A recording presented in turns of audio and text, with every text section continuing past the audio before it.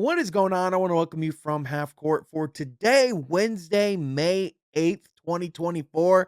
I am Sean Murphy alongside that beautiful bastard himself, Jeff Iafrady, the Italian stallion, one of the wonders of the world. Jeff, what's cracking, man? It's so good to see you. I'm doing good, fellas. It's good to see you guys. We're in the midst of NBA playoffs, and it's been great. I mean, I'm a big LeBron guy. He got eliminated, and I'm still intrigued. Anthony Edwards, I know we'll get into it, but it's such a great day to do the pod, concerning what has happened and what has yet to happen. A lot of stuff to talk about. Yeah, absolutely. We're within the week of the draft lottery. So a lot of things looming with that. We are very much in the midst of a Pistons president of basketball operations search. There's a lot of questions about, who's going to be leading the team not only on the court but off it, and who's even going to be on the court for this team. So yeah, to your point, it's a heck of a time to be talking Pistons and NBA as a whole, but also joining us to do so is my guy, the Marquette Heat, Troy Sergey, aka now a two-time playoff game attendee. Before this postseason, Troy's never been to a playoff game. Now you've been to two of them. Troy, can you remind me how much you spent on the tickets to go see game 6 in Indiana to go Yeah, see them Sean. close it out? Before fees, it was 13. I think after fees, it was about 21. So $20. some cheap Pacers tickets. For some reason, with it being a Thursday night, no one wanted to go. It eventually, when the first quarter started, seats started to fill. But when the tip off happened, there was quite a few empty seats, man. So I don't know if people bought really last minute tickets, because I bought tickets about an hour and a half before. I was not planning to go to that game until an hour and a half before. So Yeah. it was a great opportunity to watch Tyrese and the Pacers defeat Bucks in six. So a lot of fun in this city now with the Pacers on the second round against the Knicks, but also got my preseason tickets for Thursday to see Caitlin Clark in person. That'll be a great opportunity as well. So the city is buzzing basketball right now. Really fun to live in the city during this time with Tyrese and Caitlin Clark. So You kind of struck the lottery as far as, like, when you moved there, because it was, like, what, like, 3 months before they acquired Tyrese Halliburton, and all of a yeah, sudden he's just there, and yeah. then now Caitlin Clark's there. Like, you're literally just living in the midst of, like, where all the basketball hype's happening right now, no big deal. I'll write a book one day, Sean. I'll write a book. Yeah, and he's still Oh, getting well, tickets for what 12. I mean, you were getting tickets in the regular season for like $12. Come on, dude, you hit the jackpot. Inflation's not hurting me. No, no, no.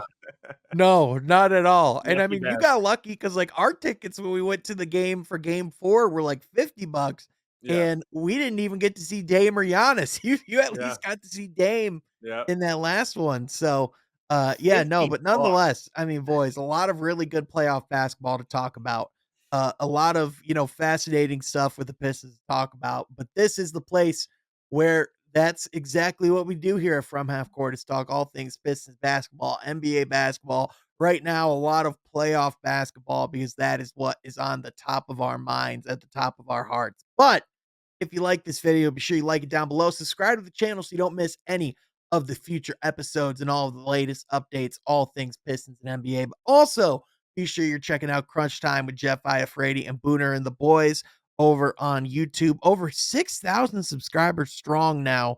Those guys are killing it. So go check out the work that they've done. Jeff, now back with us after the chaos of draft season. I don't know how he's alive.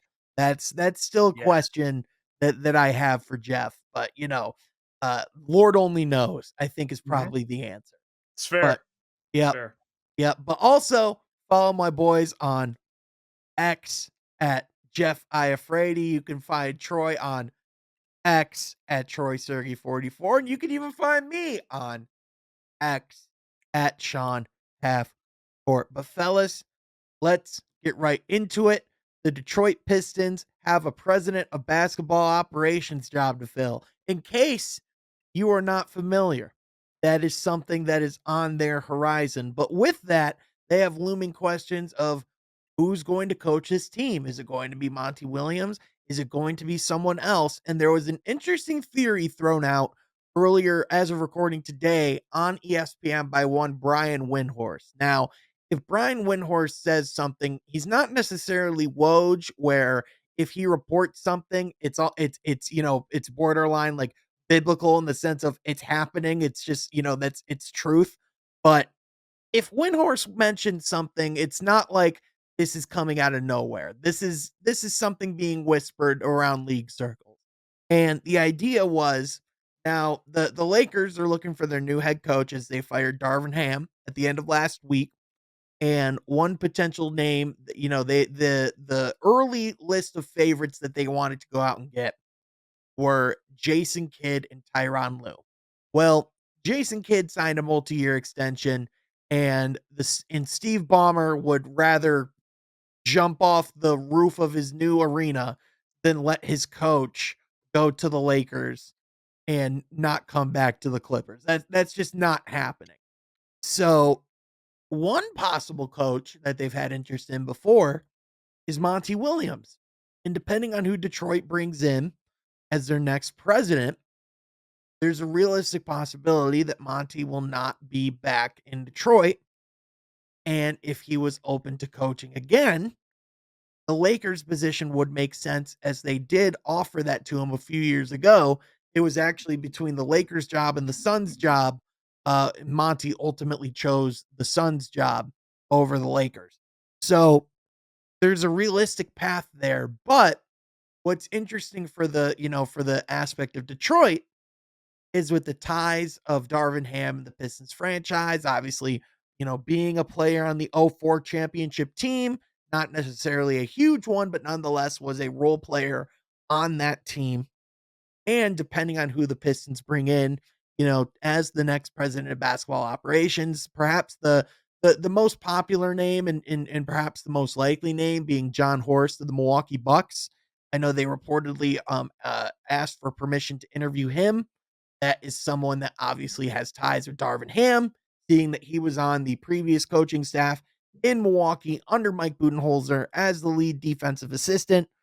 So therefore, it would not be out of the realm of possibility that the Pistons and Lakers could possibly trade coaches next season. Now, obviously, that's not set in stone. This is just a theory. And I don't want to necessarily turn this into a Darvin Ham bashing session, because it's very easy for this to become that, and very easy for it to become a Monty Williams bashing session as well. Let's be honest. But having said that, upon first, like, initial impressions, what were your guys' thoughts when you heard that? Do you think that would make sense? And, when you think of potential list of candidates, does Darvin Ham, is that someone that is high on your list? I think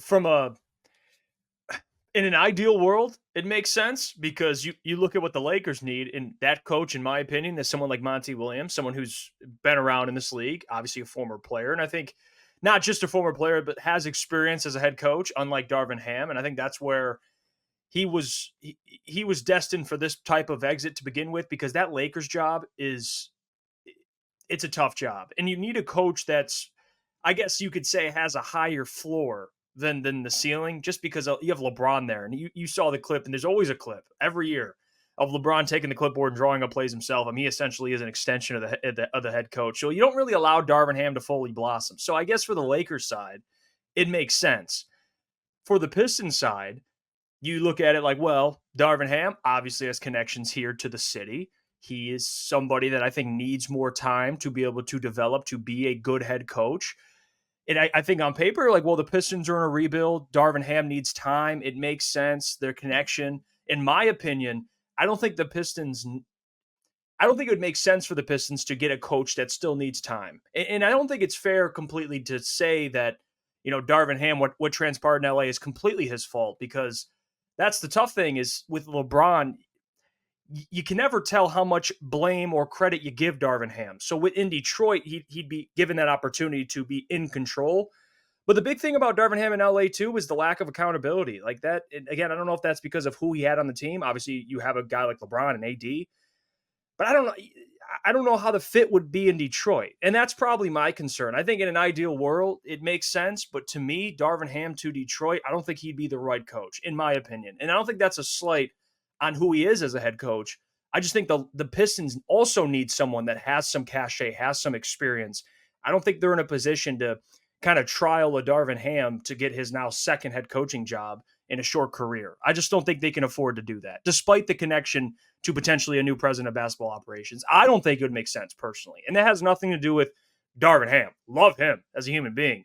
I just don't know if the coaching fit makes sense here in Detroit. Troy, Yeah, what are your thoughts? yeah, I'm kind of with Jeff there. I just think we need to kind of have a coach who has a lot of experience with player development as well. And I guess I just don't fully trust Darvin Ham with that, those types of keys to the organization there. But something about Darvin Ham too is, we saw what he did with the Lakers, but still, I want to see a coach that has at least a little more to his resume as far as in the win column, right? Because with that Lakers team, you have players that can go out and get you a playoffs run or get you a playoff spot. Of course, they got out in the first round this year, and I would want to see a coach that has experience into the late May, maybe even early June. Is my bar too high? But I just feel like after all these past couple of years with the rebuild, that's just where my head is at with all of this. Yeah, so I definitely think that you look at what Darvin Ham, like his abilities are. He actually is known as a player development coach, funny enough. So that is kind of more his specialty and kind of why I think maybe the Lakers job wasn't the best fit for him in the first place. I mean, it is funny just how, just like a year can just change a narrative. I mean, this time last year the narrative was like how impressed people were with Darvin Ham's job, like that he did with the Lakers. They were a top 5 defensive team at one point. They did get to the conference finals. I think we argued that the conference finals run was a little bit overvalued just because of, just kind of where the Western Conference was at that time. And, like I think the Lakers, you could maybe argue they unachieved this year. I would argue that they continue to somehow escape the blame in the front office for the on-court product when a lot of the reasons why they struggle, in my opinion, are because of front office decisions. I mean, where was Gabe Vincent for them all this year? And he was like their major acquisition this offseason. D'Angelo Russell, doubling down on him was another major decision this past offseason. That wasn't Darvin Ham's doing. Right? Now, there was the questionable, like rotations.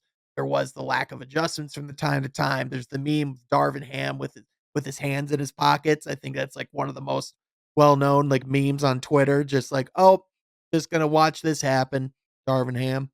But like I think the sense of the reputation of him being as bad of a coach as he is, in my opinion, really comes from the stigma of him being a coach of LeBron James. I mean, Mhm. let's be realistic. LeBron's about to have his 10th head coach in 20 years. That's up there with, with Kobe Bryant, with some of the most head coaches a player's ever had in the history of the league, right? LeBron's not an easy player to coach. It's a very And high if you think bar. of the Miami years, he had Eric Spoelstra those years too. So that's And he that's wanted to even get Spo fired. crazier. Yeah, yeah, yeah. In his first year, he wanted Spo fired, and Pat Riley had to vehemently go, "No, we're not firing him." So, not to say that I think Darvin Ham is, like the answer for, like for the coach for Detroit, but like if you look at the name of candidates that make sense, I think he's certainly on that list. I definitely wouldn't say that he would be my, my personal favorite candidate, but would I find it intriguing? Like I would in a sense, just because again, I think it would be a better fit for Darvin Ham. And again, it depends on who the president is, right? Like if John Horst really believes that he got a wrong shake, in LA and wants to see what he can do, I do think that makes sense in that light. But again, it's very similar to both situations, in my opinion, where you can have whoever you want at head coach. It doesn't matter if you're not putting the right players on the court. And that's ultimately going to be the tell of the tape. But again, would maybe Darvin Ham make more of a sense from a timeline standpoint than a Marvin than a Monty Williams would? I think you can make that argument because he is younger and, you know, maybe would benefit more from having more reigns and more of a timeline. Whereas in LA, you're expected to win now. And for Monty, maybe he doesn't want to wait for that. Right. Like, so I think that's where it makes sense. Yeah, and I think there is a bit of an overreaction to Darvin Ham and his coaching ability, and I think when people bring up the LeBron stuff, although there is some truth to it, like obviously Tyronn Lue, another great example, who went on and he's one of the better coaches in the NBA. But for every Tyronn Lue, there's a Frank Vogel who isn't having success with the Suns. But I would also kind of point to front office, so it is both. For every Eric Spoelstra, there's a David Blatt. Forever there's always the counter argument. But I agree with Right. you. I think Darvin Ham, that it is a bit of an overreaction. He was in a tough position as it already was. I mean, for an organization like that to coach LeBron James, who again, every room you walk into when he's listening, you're not the smartest man in the room. Like that's a tough job. You could have It's had different Phil when you're Jackson. coaching a team like the Pistons. It's completely different. You could have had Phil Jackson in his prime, knowing every single play call that's coming from Denver's sideline, every single time, and you would still not get through Denver, without it would still be Denver in 5. It Yeah, would still Denver's just like the better team, right, clearly. and that starts with the construction of the roster, right? Like, in my opinion, I still think, no matter who you put around it, even if they still had Alex Caruso and Kyle Kuzma and Kentavious Caldwell-Pope and a lot of those guys when they actually won a championship, I still don't think they get over the top of a Nikola Jokic because he's just better. He's younger. But, who I think can? Anthony Edwards. Because looking at the way that he's been playing, namely the way that game 1 went down, but also the way that entire first series against Phoenix went down. I mean, Troy, we were actually together watching that game 4 between um, Minnesota and Phoenix, and namely watching that fourth quarter run by Anthony Edwards just taking out Kevin Durant and in the Phoenix Suns and just ripping their hearts out of their chest. And I think you and I just couldn't help but look at each other and just go, "Man, this is a different thing that we're watching right now." Right, the league is Mhm. changing. The keys are being handed off from Kevin Durant to Anthony Edwards, and you're right, Sean. I mean, he just plays with a charisma to him, and I dare use the word assassin with Anthony Edwards because the guy is a slasher to the hole. He can hit the mid range shot. He can do it all. He can really score at will. And at his age, having the ability to score at will like he can, wow. Um, the league's in good hands is all I have to say. But now that they're up 1-0 against Denver, now things in that series are going to get really interesting because the Yep. way that he played in game 1, this series could go 7, guys. Mhm. Oh, no question. I expect it to go 7. And I mean, like when you talk about the things that, kind of like I think, Jeff, I would argue, look at the rosters that these two teams have, it's almost equal in the sense of like the quality and the talent and the way that they fit together. Like Minnesota defensively is super strong. This series could very well come down to star power. And this is the first time that Nikola Jokic not only feels like he might have an equal, but with some of the highs that Anthony Edwards can get to, being that he's only 22 years old, it feels like he's meeting someone who very much could be becoming a superior right in front of our eyes. Yeah, and you talk about the on-court ability. I mean, he's giving you 30 plus a game. In the postseason, no other player on his team's averaging 20. So he's by far, and Karl Anthony Towns an all-star. But again, you look at what Denver has, 3 20-point scorers with Jokic Yeah. in the postseason. So again, Jokic is an all-time, he's an all-time player. But you look at the difference in help. Like you mentioned it, Timberwolves, the thing they have going for them is what they have on the perimeter. I mean, Jay McDaniels already one of the best perimeter defenders in the league. Certainly, Rudy Gobert, who's already one of the best post, if not the best post defender in the league. So Anthony Edwards, man, it's not even just the on-court stuff; it's the off-court stuff. Like his marketability. I mean, Yeah. the way they swept the Suns. KD gives him his flowers, and he's like, "Yeah, I told him he's my favorite player. He's whooping his ass. Like that's the stuff I love. Like, and I think the NBA has been looking for that. They've been looking for, and this again is more credit to the European players because there's so many great European players, but they've been trying to find an American player because Yep. you know how it goes with marketability, especially with that standpoint. But someone that you could sell, and for a while you thought it was going to be Jason Tatum, but I don't know if Jason wants to take that either. I Yeah. don't know if he wants to take that face of the league now with Steph getting older, LeBron getting older. I think it's Anthony Edwards, man. That dude, I you can market the hell out of him. He's a I superstar. wholeheartedly agree, and I know that even Anthony Edwards himself said he wants the Michael Jordan comparisons to stop, and I wholeheartedly empathize with him on that. Here's what I will say. I haven't seen a guy with that type of killer mentality Mhm. since Kobe. It felt like once Kobe exited the league, we've been longing for that type of player. And like Troy, you called him an assassin. I go one step further. I call Anthony Edwards a serial killer. Not only does he go out to look for the kill, he does it with a smile on his face. Like he's grinning from ear to ear and he's looking for the challenge on both sides of the court. And that's like where he gets the Michael Jordan comparisons. And that's why he also gets a Kobe comparison, in my opinion, because he's not just dominating offensively. Like he's going out there, he's taking the challenge from Jamal Murray right out the gate.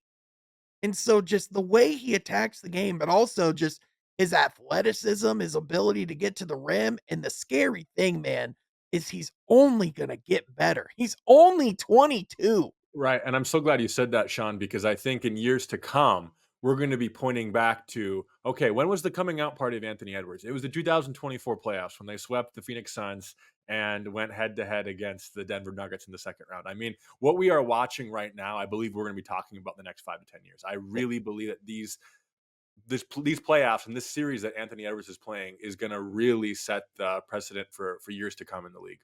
If they keep playing the way that they're playing right now, would you be hard pressed to believe if I told you that the Minnesota Timberwolves will win the NBA championship within the next month? Would that shock you? Well, it would shock me just because of the regular season and not having that be a real big expectation or thought in my mind. But the way that the playoffs are going today on May 6th, I'm as saying of we're a month recording, from today, based on right, how they're playing right now. right, yes, today, Oh May well. 6th. I don't know if I would be surprised, Sean. Jeff, Yeah, like that's I would not be with how they're playing, but Anthony Edwards is playing. He's got that.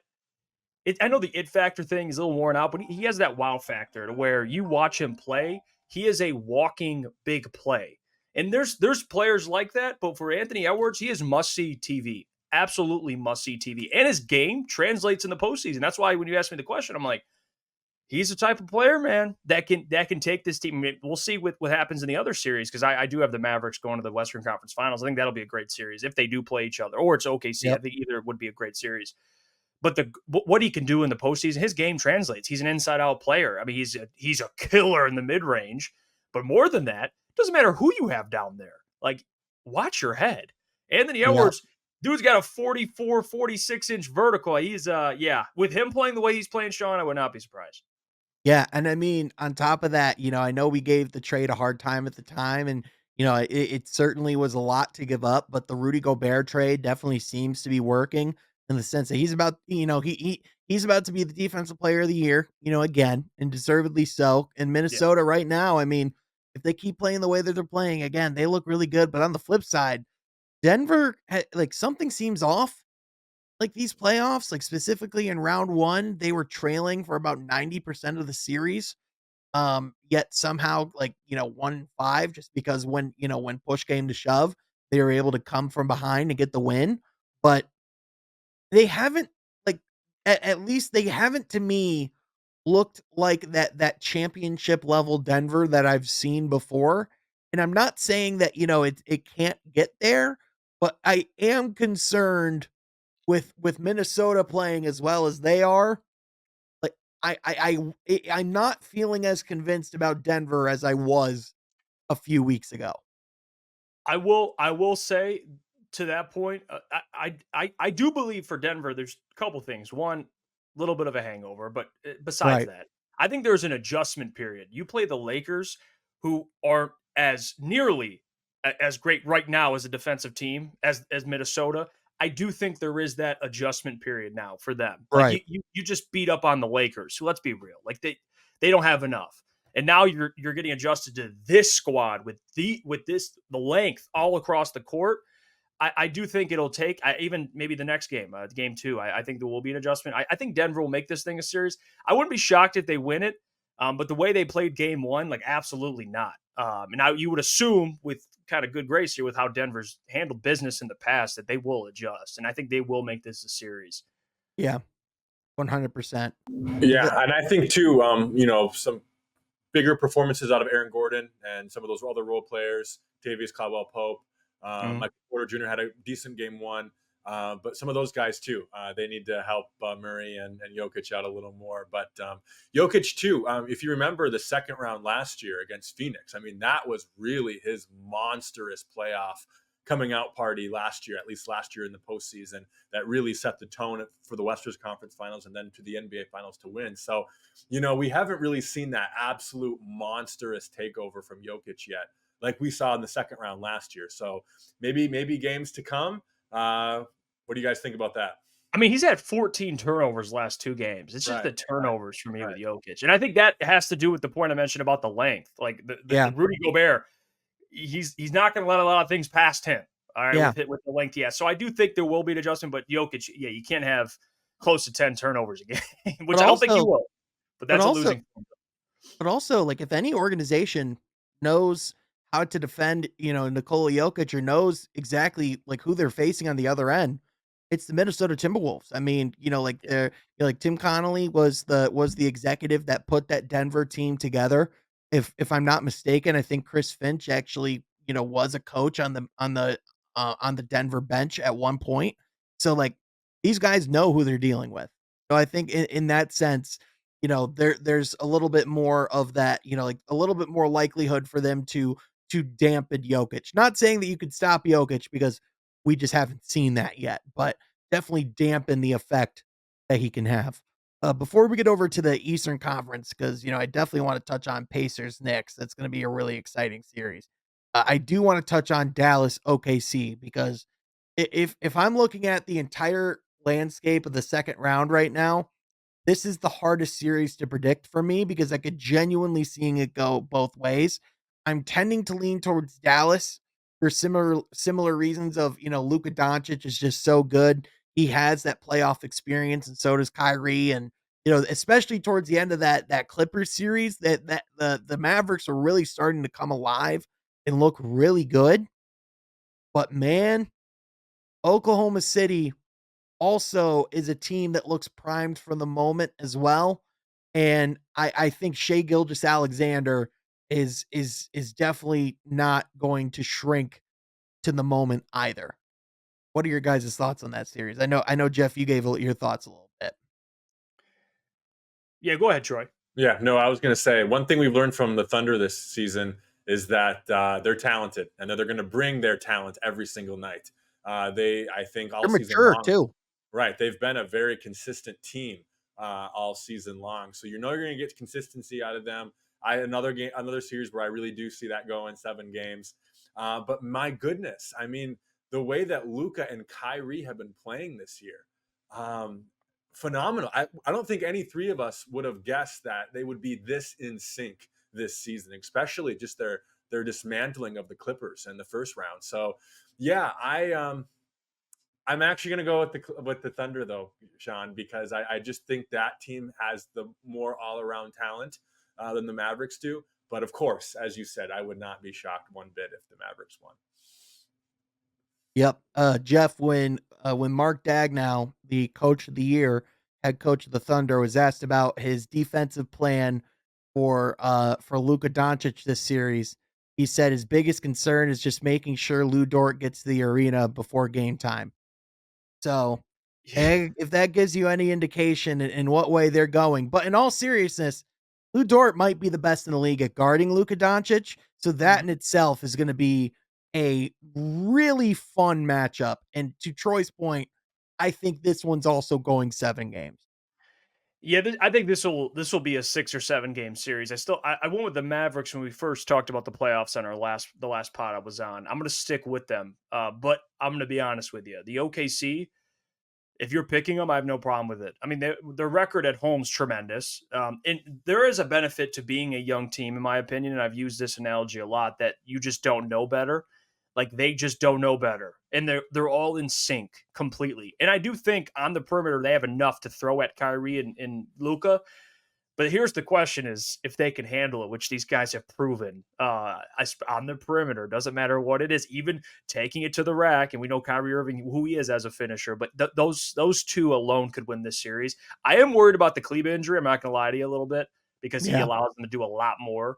But if we're just going with my gut, I think game one, I'm going with OKC to win, but I do think as the series continues and gets stretched out a little bit, I'm going to go with the two best players, or at least two of the three best players. I think Shea's up there as well.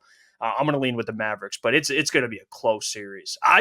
I'm worried, to be honest, and this has been we talked about the Mavericks a lot. If they just have enough, their depth is a real concern, and it goes back to that. So my Yeah. pick is really in those two guys in the backcourt, Yeah, because they're gonna besides need that, they got to overcome some stuff here. Yeah, they're gonna need solid play out of some young guys, Yeah.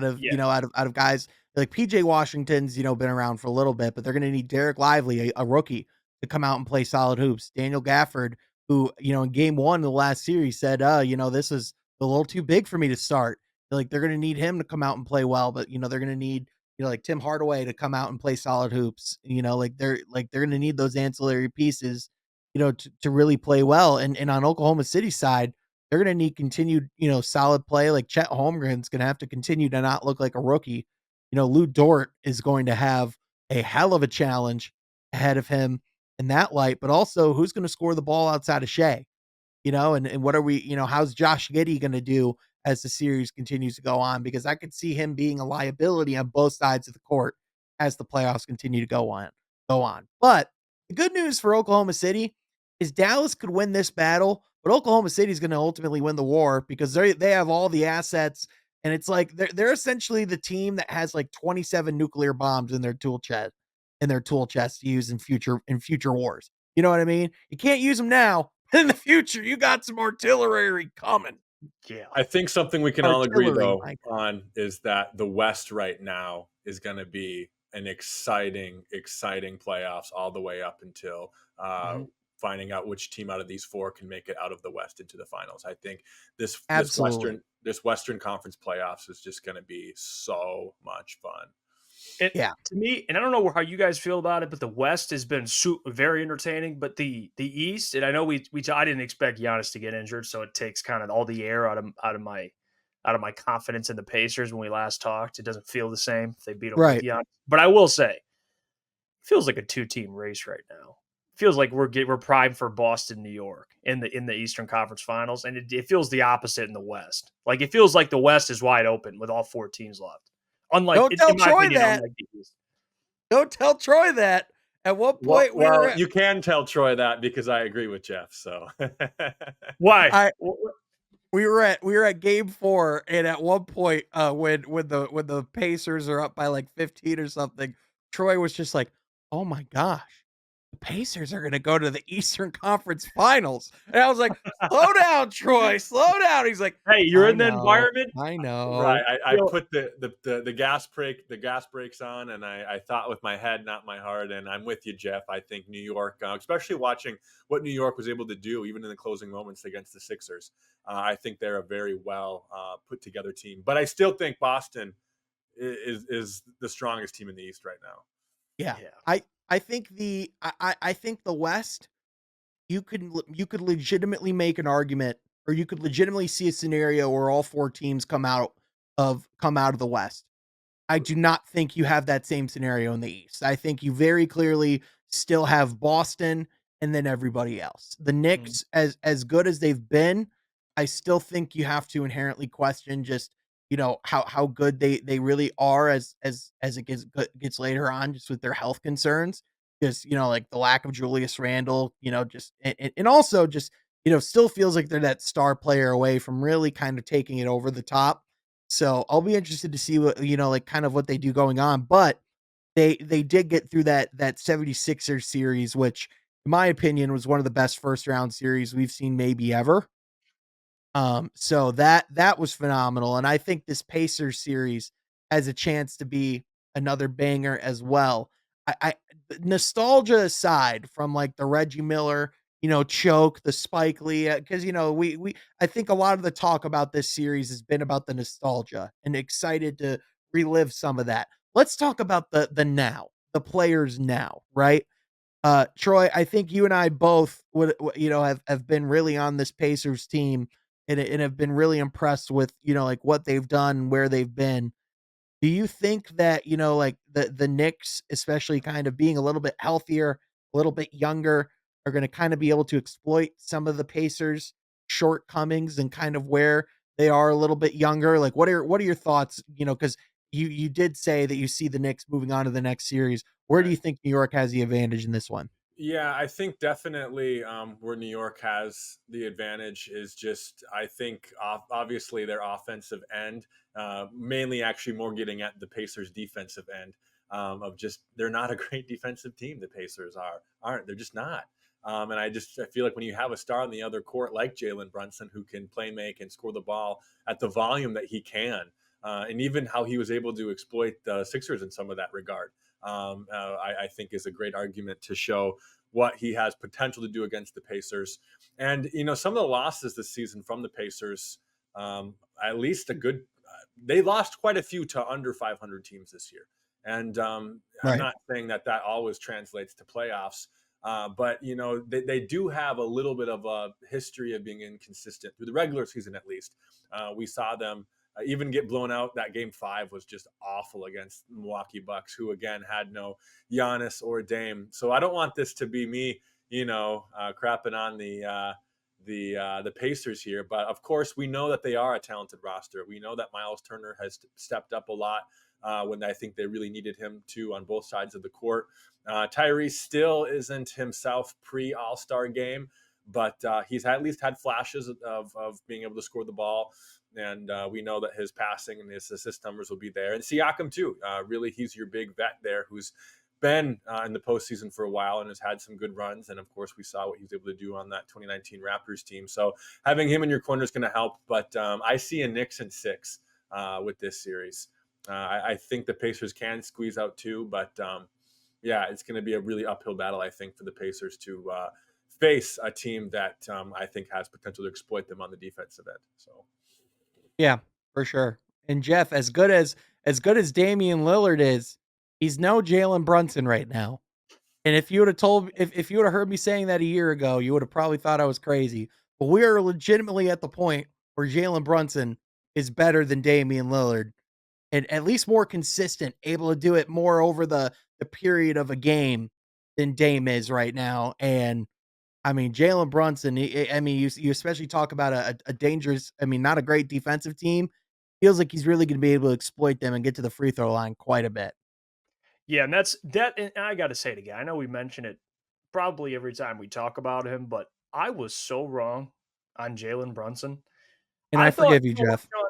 Yeah, I am. This is just a therapy session with you, Sean. Because Yeah. to be honest with you, I like Jalen. I thought if I had to give you my prediction kind of outlook on what he would be after Dallas, post Dallas, I thought he'd be a really, really good number 3 on a championship team. Like if, for example, you put him in LA, it'd be AD, LeBron, and Jalen Brunson. I was wrong.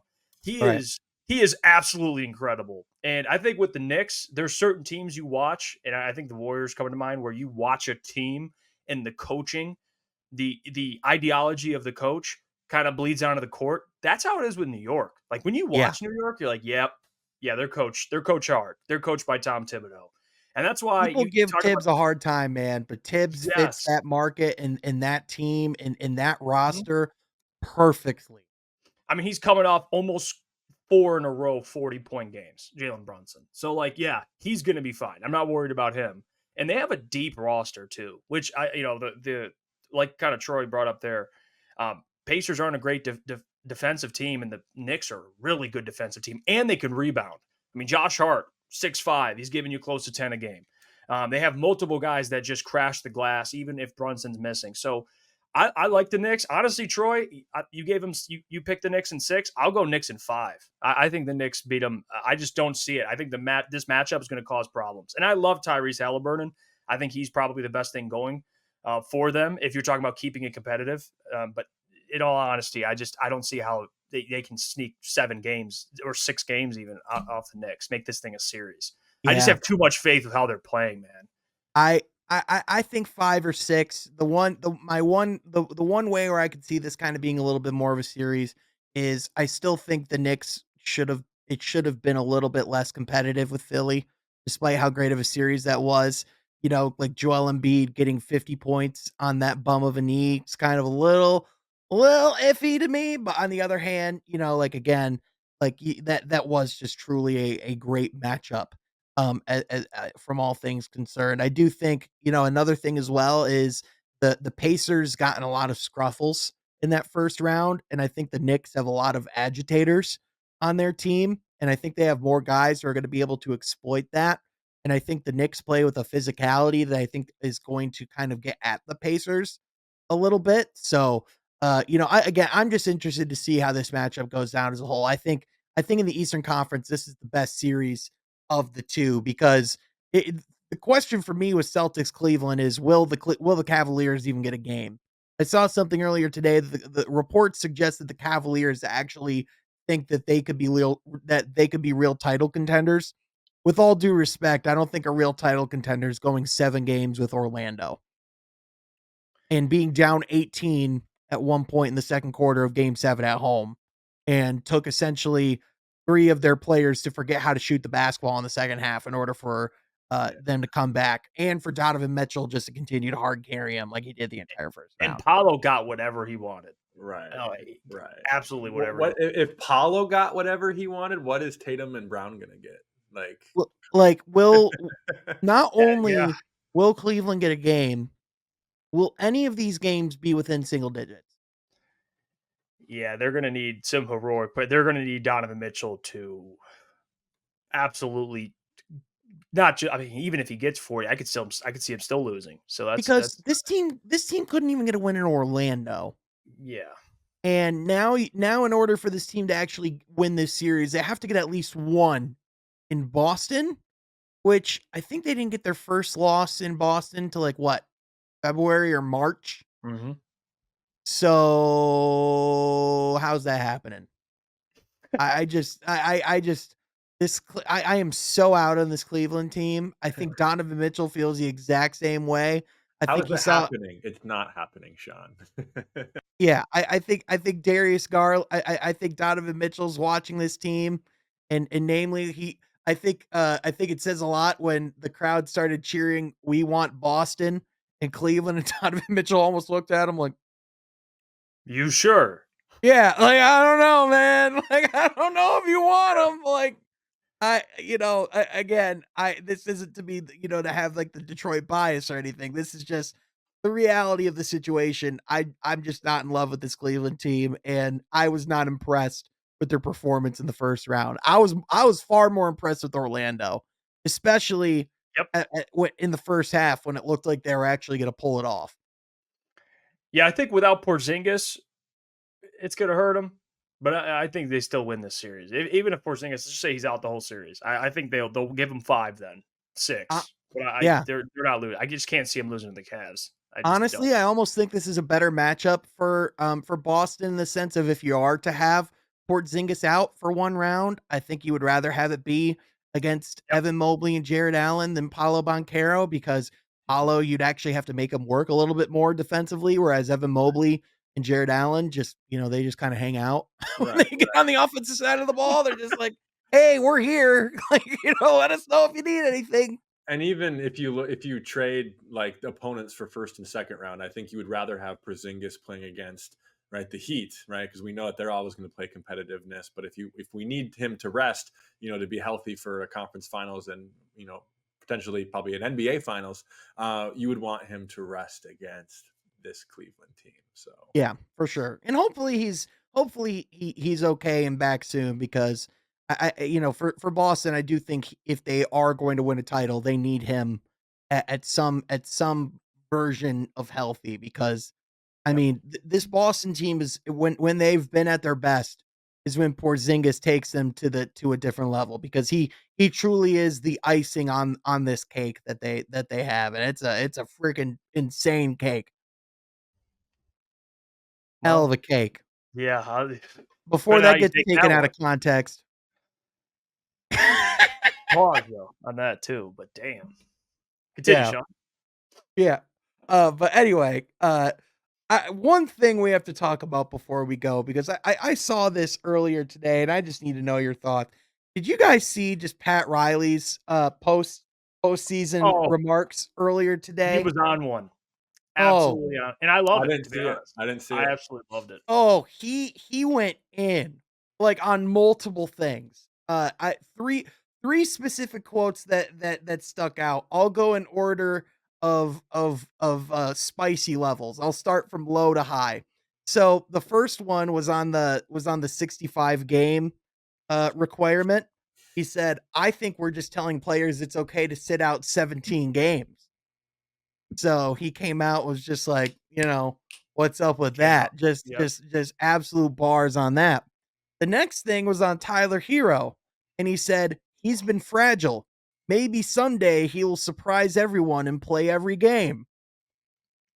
So, just coming I out love and saying this. that about a young asset, a guy on your team, that's been pretty key. And, if I think correctly, might have to be key of whatever trade you're doing if you want to improve.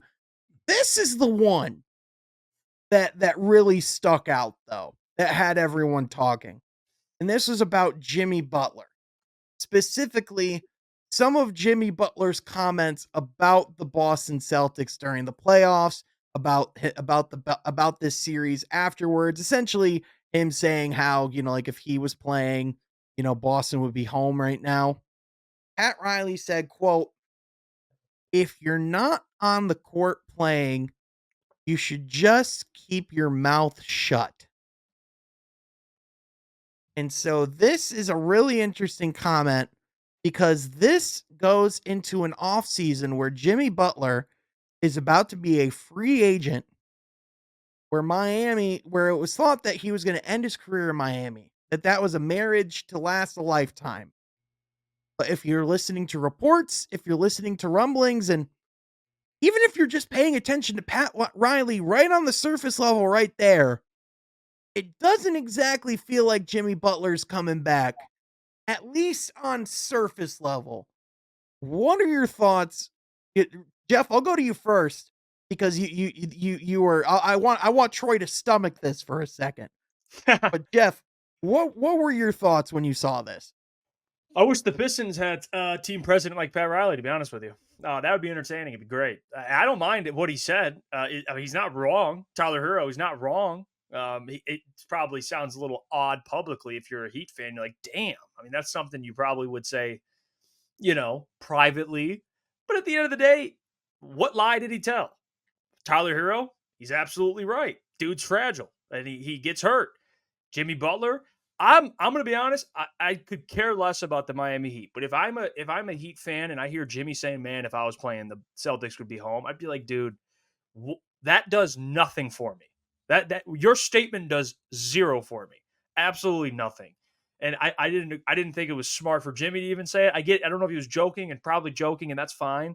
But for Pat to say it, like I don't hate it. Maybe it's not PC, like it's not what you typically should say, but the dude's calling people out. And if they don't even have plans, if on their mind they're like, we're probably going to head in a different direction anyway with these players.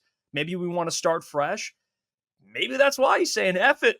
I'm gonna let the media know right now how I feel about it. Usually you'd keep Yeah. those things in house, but I mean, in theory, Sean, maybe it's not the right thing to do, but what he said is not a lie. I don't disagree with what he said. Maybe If whether or this not he should have said it is a different thing, but I don't if this disagree was with it. like a if this was like a Troy Weaver level executive, Oh, I he's think my yeah, reaction would be like, "Who the is this guy?" yes, You know yep, what I mean? I think yep. even if Daryl Morey said it, we kinda side eye it and go, "Uh, what?" I think there's only 2 men alive who could lead a basketball front office and have the cachet to say something like this, and it's Pat Riley and it's Danny Ainge. I mean, not Danny Ainge, Jerry West, but I think Mhm. Danny Ainge could probably get away with it too. I think so Nonetheless, Pat Riley's definitely on that list. Troy, now that I've allowed you to stomach that and process it for a minute, what's your reaction? What are your No, thoughts? I liked what Jeff said. There is a time and a place, I guess, for a guy like Pat Riley to speak the truth, and I think both of those statements are true from an NBA fan who's watched it. But also something you and I have talked about, Sean, is that Miami's in an interesting crossroads this offseason. And I do Yep. have one question for you both to close, and maybe I'm already getting the answer by this first question. But you know, Miami's at a point where they can really do a lot this offseason. They could quote unquote blow it up. They could put pieces around Hero and have him be the star player. They could try to run it back one more time. They could try to see what availability Bam has.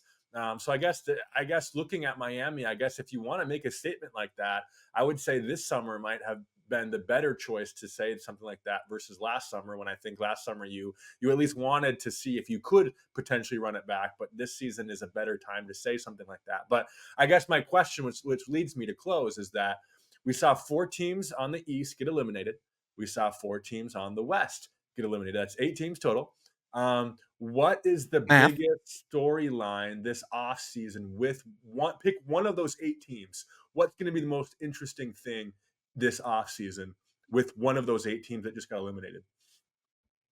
I mean, I think Miami definitely has just entered the chat in that conversation. Mhm. But I'd be curious to hear Jeff's thoughts, but I still think to me, the Phoenix Suns going into the level that they have, and with really the only way to fix it is by trading a big name because they have literally exhausted all of their options and all of their assets. They have two big questions to figure out this summer. Does Kevin Durant want to be there? And does Devin Booker want to be there? Bradley Beal, they are locked in, baby. No Yep. trade clause. They are tied to the hip. Devin Booker, they are telling themselves will be a son for life. That's great.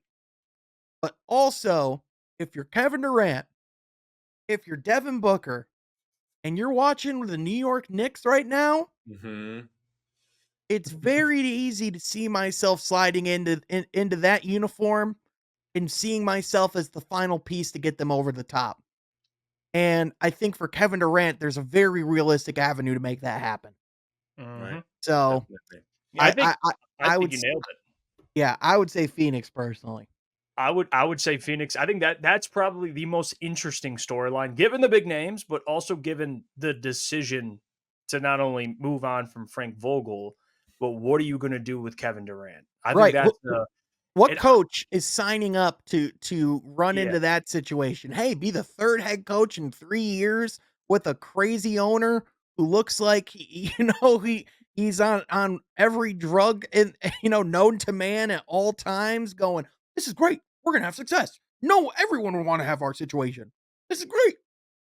That's and I'm being honest here. If I'm Devin Booker, I can envision a scenario within the next 1 to 2 years that all they have left is Bradley Beal.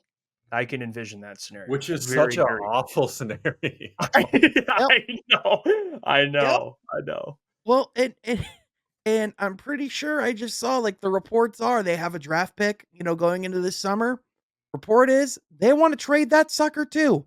Oh, Apparently apparently Matt Ishbia's entire view on draft picks is is in his eyes is there an opportunity to trade those to get a proven player instead of, doing the smart thing of getting a younger player that you could develop into a good player who's cheaper and you could have for longer. But I mean, he he's gonna learn quickly, gentlemen. We Phoenix, I feel bad for them because it almost feels like they overcorrected.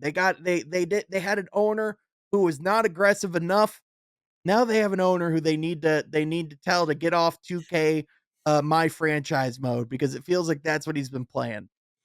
I'll just be different and say Clippers, just with Paul George good and, one. and everything going on there. So Yeah. Yeah, no, that's a good one. I think Paul George is as good as gone. And I'll throw another team out there, another honorary mention because of a report that came out earlier today. the Orlando Magic. Namely, there has been reported interest between both sides, between the Orlando Magic and Klay Thompson. Yeah. So going into this offseason, Paul George is a potential target for Orlando. Now, so is, potentially Klay Thompson. So interesting to see what happens there. And based on what happened today, we might get a Jimmy Butler reunion in Philly. So Which would be crazy. like that, like just off at the top of my head, all the different things that could potentially go down this offseason. I mean, that's just scratching the surface. But whatever happens, gentlemen, we're going to be talking about it here. You know that this is going to be the place where you want to be, and it's just good to see you both. Thanks so much for making the time to be here. And again, thanks so much to everyone listening and joining us on the podcast. Be sure you're liking this video, subscribe to the channel. Go check out Crunch Time with Jeff and the boys over on YouTube Monday through Friday from 8 to 10. Go subscribe to the channel right now. Do it. But also be sure you follow my guys on social media. That's going to do it for this episode. Thank you for listening. We'll catch you guys next time from Half Court. Be sure you're subscribed.